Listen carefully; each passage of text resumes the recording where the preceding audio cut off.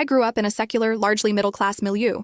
For a term during drama in year 8, age 13, myself and a bunch of other boys who have all plowed a firmly heterosexual path devised a retelling of Aladdin as a forbidden gay love story. The homophobic sultan, encouraged by the nefarious and socially conservative Jafar, has banished the prince for falling in love with our eponymous hero. You'd think the scene was set. But even sorting the pieces in my head was surprisingly complicated.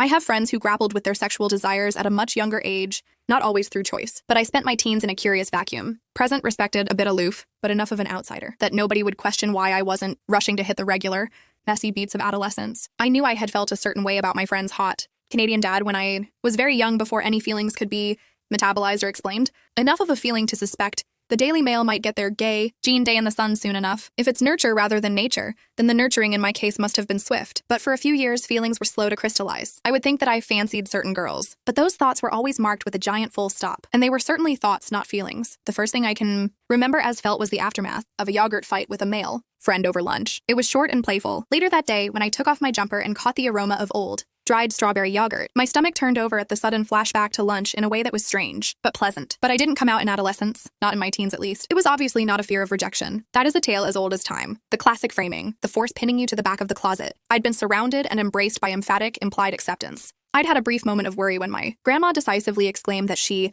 couldn't stand Michael Barrymore, but as an adult I can see the potential reasons for this are myriad. What was holding me back was something murkier and harder to process, an unease with what it would demand of me. You say it, and then what?